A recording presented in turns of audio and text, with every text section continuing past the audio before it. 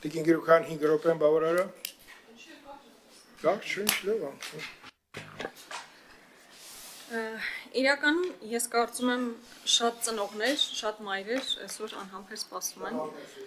հատկապես տղա ունեցող, ես էլ որպես տղա ունեցող ծնող չեմ կարող ներքուստ դրական չվերաբերել ցանկացած բանի նման փոփոխության, որ տանելու է տղաների ավելի քիչ ծառայության, բայց իսկապես բազմաթիվ խնդիրներ կան, մտահոգություններ կան, որոնք պետք է փարատվեն եւ այս օրենքի իրականացման պարագայում այդ մտահոգությունները պետքա չեզոքացվեն։ Իմ գործընկերները հնչեցրեցին դրա մասին։ Առաջինը իհարկե համալրման խնդիրն է, պարոն Պապիկյան, որքան էլ ասում ենք 2 տարի, 1.5 տարի դարձնելով որևէ թվակազմի վրա որևէ ազդեցություն դա չի ունենում, այդ դեպքում տրամաբանական հարց է առաջանում, նույնիսկ կարող է առաջարկ ծնվել, դե այդ դեպքում եկեք 1 տարի դարձնենք։ Եթե 2-ից 1.5 տարի դարձնելու դեպքում որևէ փոփոխություն թվակազմի պարագայում տեղի չի ունենում, եկեք միանգամից մի տարի դարձնենք։ Հաջորդ խնդիրը, որ ես տեսնում եմ, իհարկե նաև հերթափոխի հետ կապված խնդիրն է։ Այսօր էլ տարբեր մարտական հերթապահություն իրականացվող տղաները նույնիսկ նախատեսվածից շատ ավելի շատ երկար են մնում իրենց դիրքերում, որովհետև հերթափոխի խնդիր է առաջանում։ Ես այդ մտահոգությունն ունեմ, որ 1.5 տարի դարձնելուց հետո այդ խնդիրը կարող է ավելի սրվել։ Հաջորդ հարցը, եթե սա իրականացվում է այն բանի համար, որ նաև բանակից խուսափողների թիվը կրճատվի, ես տեսնում եմ, որ ես չեմ կարծում, որ սա էականորեն ազդեցություն կունենա բանակից խուսափելու հանգամանքի վրա, պետք է ավելի համալիր գործողություններ իրականացնել։ Եվ մի կարևոր հանգամանք, որ ուզում եմ նշել, եթե մենք փորձելու ենք հատկապես պայմանագրային զինծառայությունը գրավիչ դարձնել, մենք անպայման պետք է խոսենք բազային աշխատավարձի բարձրացման մասին։ Որքան էլ ասում ենք ատեստացիաներով պետք է աշխատավարձը բարձրանա, բայց այն աշխատավարձը, որ պայմանագրային զինծառայողներն են ստանում, սահմանին կանգնած զինվորն է ստանում, չի կարող բավարար համարվել եւ միայն ատեստացիայով բարձրացվելը բավարար չէ։ Ես վստահ եմ, որ չի կարող սահմանին կանգնած զինվորը,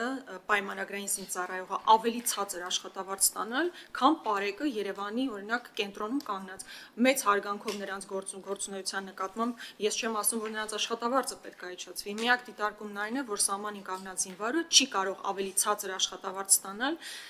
քան պարեկները։ Այն, որ սա նախընտրական գործողություն է, նախընտրական քայլ է, դա նույնիսկ որևէ մեկի մոտ կասկած չի առաջացնում։ Ամենայն դեպս նույնիսկ ձեր այն հայտարարությունը, որ պետք է լիներ գործողություն իրականություն պետք է դառնար, այս օրենքը իրականություն պետք է դառնար հուլիսին, հիմա հունվարից է սկսելու աշխատել, պարզ է, որ սա նախընտրական տրամաբանություն ունի։ Ամենայն դեպս որպես մայր ուզում եմ ասել, որ ես շատ կուզենայի, որ 1.5 տարվա փոխարեն նույնիսկ 1 տարի լինել, բայց հաշվի առնելով, որ Չէ, իրականում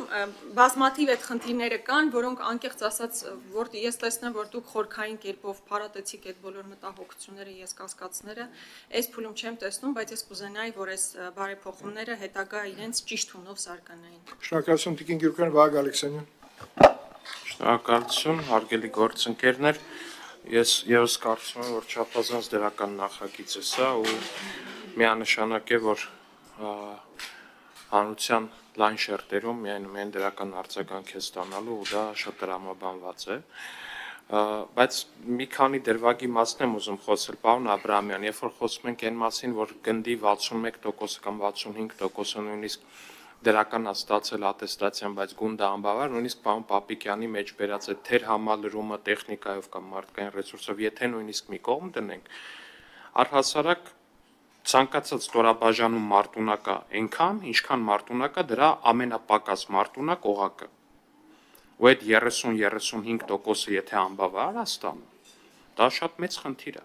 Ու ամբողջ գնդի մարտունակությունը կարա բան անի։ Օրինակ ամենապարզ օրինակը բերեմ։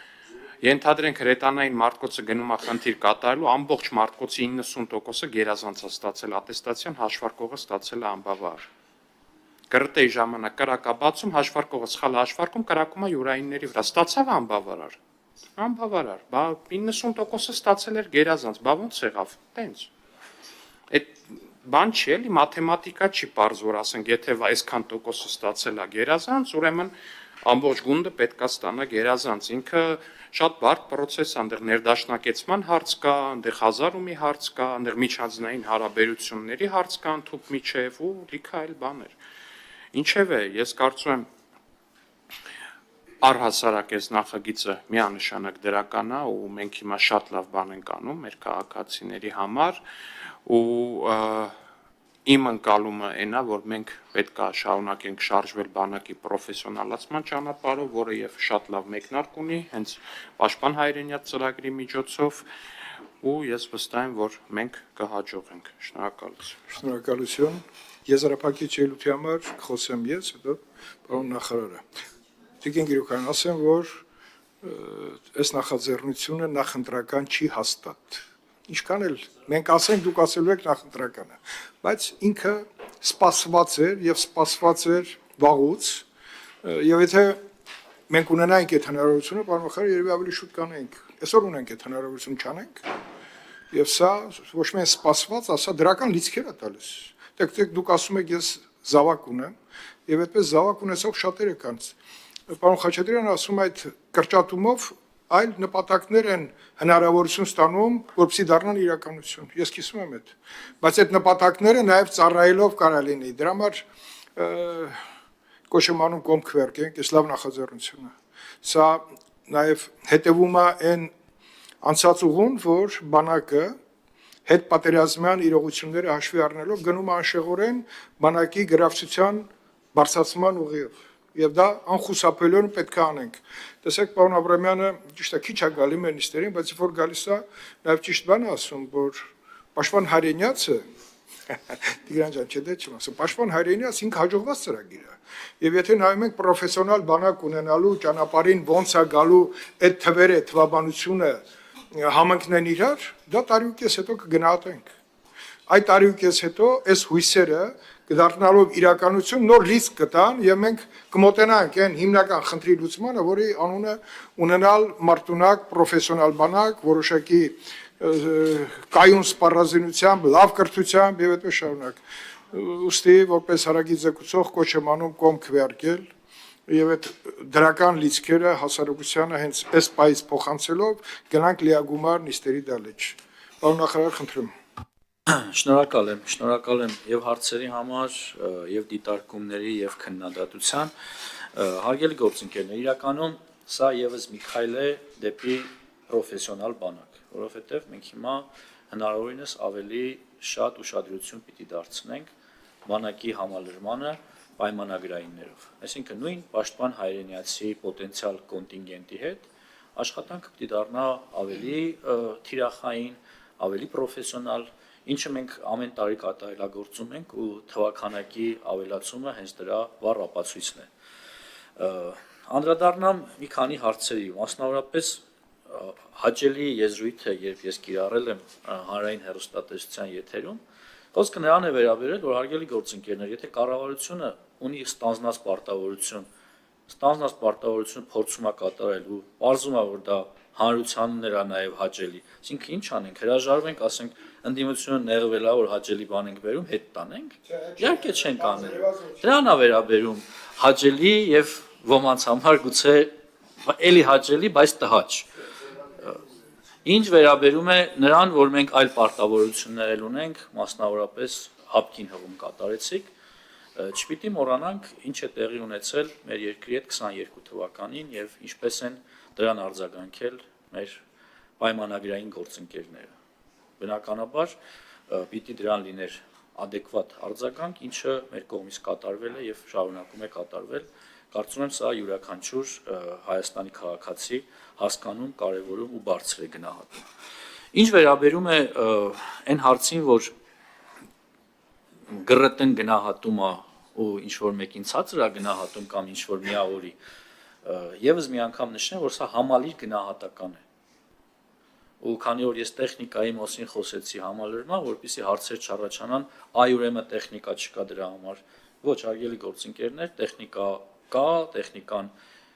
կավելանա ու ես փակ քննարկման ժամանակ ձեզ նման առաջարկ արել եմ, օրինակ պարոն Աբրամյանը ներկա չի գտնվել, ձեր ֆրակցիան ընդհանրապես ներկա չի գտնվել, ես հիմա հրապարակային եմ հրավիրում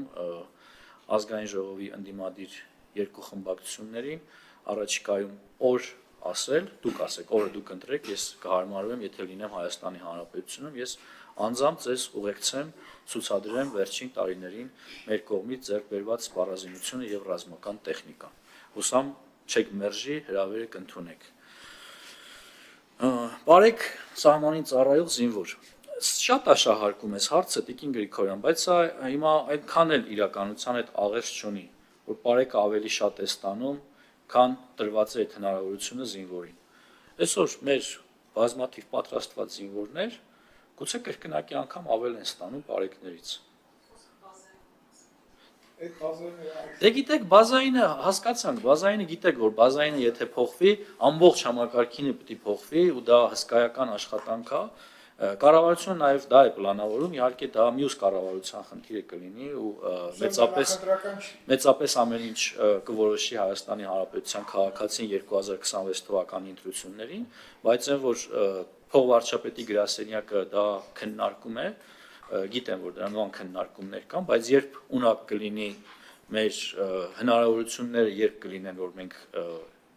գնանք դրան, դա ընդ որում միայն իշխանության խնդիրը չի, դա նաև ընդհանուր խնդիր է մեր ողջ հանրությանն է վերաբերում, այդ թվում նաև ընդդիմությանը։ Կարծում եմ, որ մեր տնտեսական զարգացումը, որ այսօր Հայաստանը ունի եւ այն հնարավորությունները, որ նշмарվում են, մենք դրանք հասնենք։ Եվ ավարտելով խոսքս, հարգելի գործընկերներ, կոչ եմ անում կողմ քվեարկել կառավարության նախաձեռնությանը, ավելի լայն քննարկման հնարավորություն կունենանք նաև լիագումար նիստերի ընթացքում, շնորհակալ եմ։ Պարոն նախարար, միջև ձեր կոչը դու կոչ արեցիք, որպեսզի մեր գործընկերները ունենան հնարավորություն տեսնեն ձեռք բերված այն սպառազինությունը, որը ելի հույս է առաջացնում, դրական լիցքեր է փոխանցում, որովհետև մենք հիմա այս ընթացքում, երբ որ պաշտպանական գերատեսչությունը ստեղծել է այդ հնարավորությունը տեսնել եւ չօգտվել դրանից, պարզապես սխալ կլինի, որովհետև այնտեղ երբ որ գտնվում ես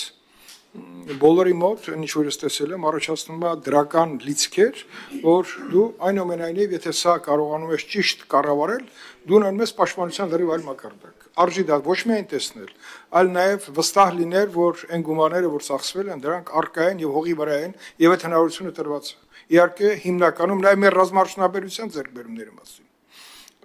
Չօգտվել սրանից պարզապես կլինի սխալ։ Պարոն Աբրահամյան, ինձ թվում է դուք առաջինը պիտի գնայիք այդտեղ։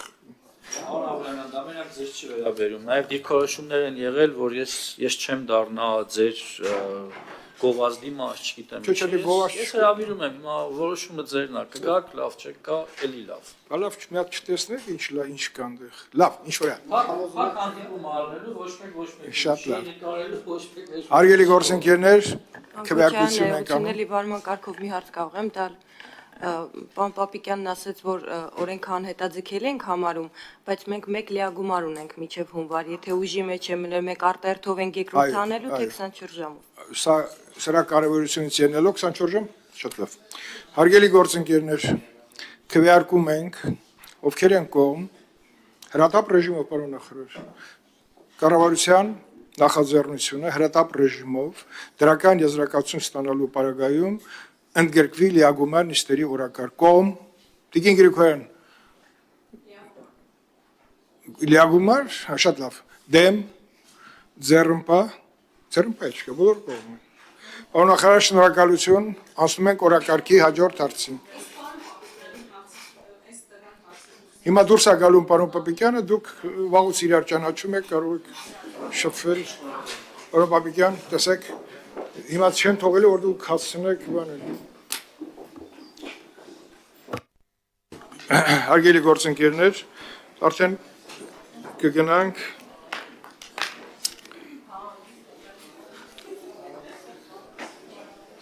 հաջորդ հարցը։ Տիկին Յարմալյան, դուք շարունակում եք խանգարել մեզ։ Նստեք ձեր տեղը։ Մի խանգարեք մեր գործընկերների, որպեսզի կենտրոնանան։